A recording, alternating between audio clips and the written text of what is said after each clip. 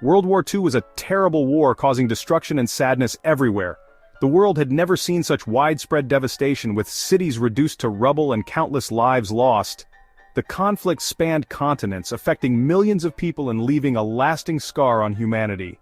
Japan, once a strong nation, was close to losing. The relentless bombings and naval blockades had crippled its economy and infrastructure.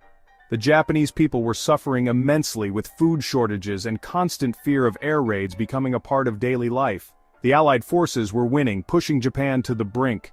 The Pacific theater saw intense battles, with the Allies gaining ground island by island. The Japanese military, though fierce and determined, was slowly being overwhelmed by the sheer might and resources of the Allied forces.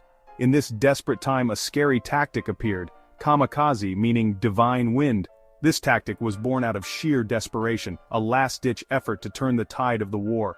The Kamikaze pilots were seen as the embodiment of Japan's fighting spirit, willing to sacrifice everything for their homeland. Young men, barely old enough to shave, were asked to give their lives. These pilots were often in their late teens or early 20s, full of dreams and aspirations that would never be realized. They were given a solemn farewell, knowing they would never return. They would fly their planes loaded with explosives right into enemy ships. The planes were often outdated and barely held together, but they carried a deadly payload. The pilots had to navigate through intense anti-aircraft fire, knowing that their mission was a one-way trip. These were suicide missions, a one-way trip to death. The impact of these attacks was devastating, causing significant damage to Allied ships and instilling fear among the sailors. The Kamikaze pilots knew that their sacrifice was meant to protect their homeland, even if it meant their own death. The world watched in horror as these pilots, driven by love for their country and desperation, accepted their fate. The bravery and determination of the Kamikaze pilots were both admired and feared. Their actions left a profound impact on the world, highlighting the extreme measures taken during wartime. The Kamikaze pilots became a symbol of Japan's strong will, showing they believed death was better than giving up. Their legacy is a complex one, marked by both honor and tragedy. They are remembered as heroes by some and as victims of a brutal war by others. Their sacrifice, seen as the greatest act of bravery, terrified Allied sailors. The sight of a kamikaze plane diving towards their ship was a nightmare come true. The psychological impact of these attacks was immense, adding to the already high stress and fear experienced by those on the front lines. Every time they saw a kamikaze plane, they faced death, a harsh reminder of the terrible cost of war. The legacy of the kamikaze pilots serves as a poignant reminder of the human cost of conflict, and the lengths to which people will go in the name of duty and patriotism. By 1944, Japan was losing the war. The tide had turned against them, and the once mighty Japanese forces were now on the defensive. The Allies were advancing on multiple fronts, pushing the Japanese back with relentless force. The once powerful Japanese navy was almost destroyed by Allied attacks. Their ships, which had once dominated the Pacific, were now being sunk at an alarming rate. The naval battles that had once been their strength were now their downfall. They were running out of supplies and defeat was near.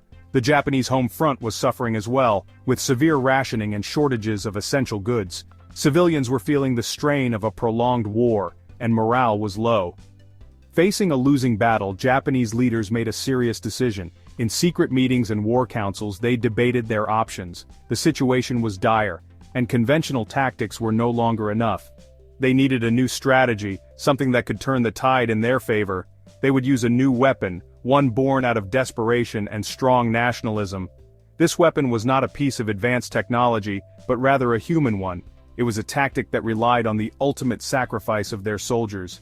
This weapon wasn't a fancy machine, but a human one, the kamikaze. These pilots were willing to give their lives in a final, desperate attempt to halt the Allied advance. They believed that their sacrifice would bring honor to their families and glory to their nation. Kamikaze attacks were meant to cause the most damage to the enemy with the fewest Japanese losses. The pilots would dive their planes loaded with explosives directly into enemy ships.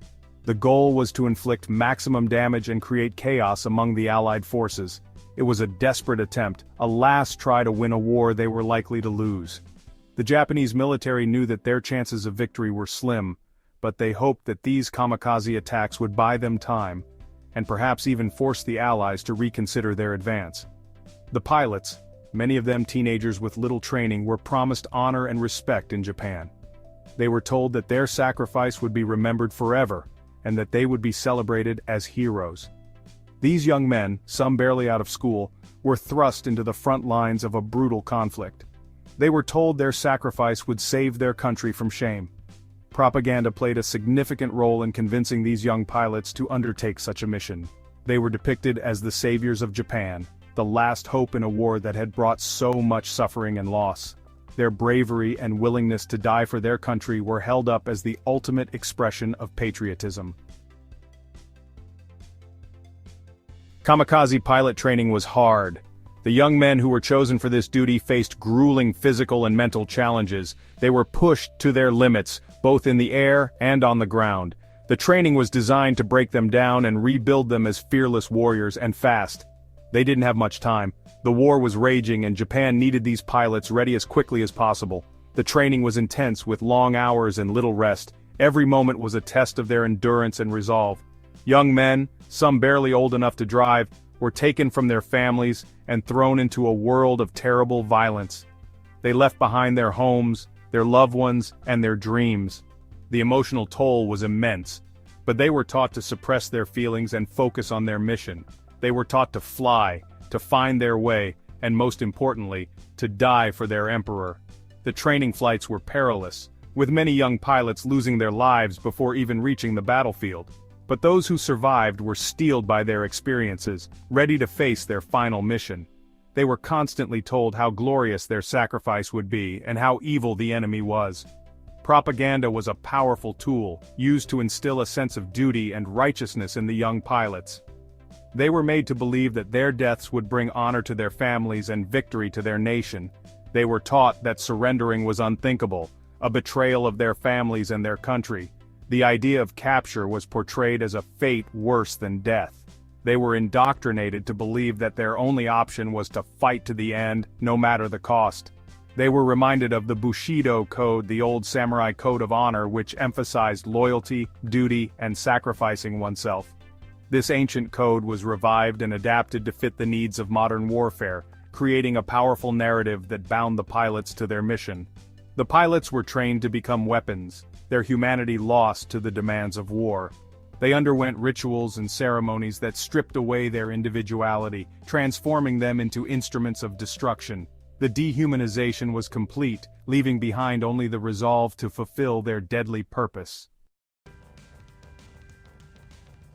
Not every kamikaze mission ended in a fiery crash. Some pilots, because of luck or a broken plane, came back. For these survivors, the war wasn't over. They carried the sadness of their friends' deaths, the guilt of surviving deep inside. Some were suspected of being cowards. Why did they come back when so many others had died? Others were sent on more missions, each flight a terrifying dance with death. They knew their next mission could be their last. Their stories show the mental stress of the kamikaze program, the huge pressure and fear these young men faced. After the war, Japan started the long and difficult job of rebuilding. The kamikaze pilots, once called heroes, became a source of national shame. Their sacrifice, once a symbol of Japan's strong spirit, was now seen as a sad reminder of the war's foolishness.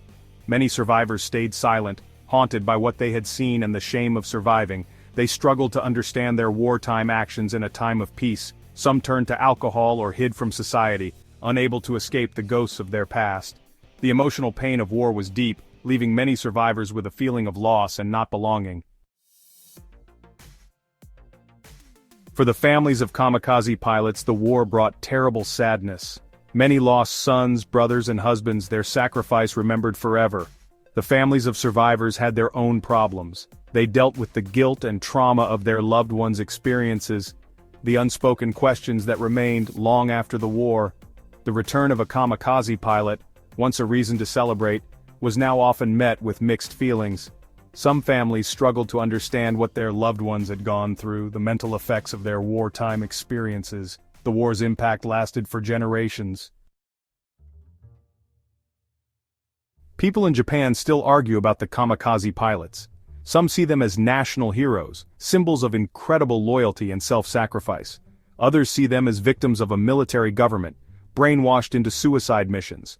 This debate reflects bigger questions about war, the idea of sacrifice, and the lasting power of nationalism.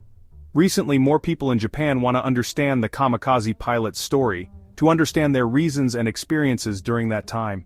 Museums and memorials have been built to remember their stories and honor their sacrifice. The debate reminds us that history is complicated, and even the most controversial people deserve to be understood. The story of the Kamikaze pilots shows the terrible human cost of war. These young men, caught in the middle of conflict, were asked to give their lives. Their stories highlight the horrors of war, the physical and mental pain it causes to people and countries. The Kamikaze pilots' willingness to die for their country, even if it was misguided, shows the power of beliefs and how humans can be both good and evil. Their story is a warning, a reminder of how important peace is, and how we need to protect future generations from the horrors of war. We can still feel the impact of the Kamikaze pilot's sacrifice today. Their story reminds us that humans are capable of both bravery and destruction, of selflessness and fanaticism. It's a story that continues to be important, making us think about the complexities of war and the lasting human cost of conflict. As we remember the Kamikaze pilots, we are reminded of how important it is to understand the past and learn from past mistakes. Their story shows the strength of the human spirit, but also warns us about the dangers of extreme nationalism and the terrible consequences of war. It's a story that deserves to be told, remembered, and learned from.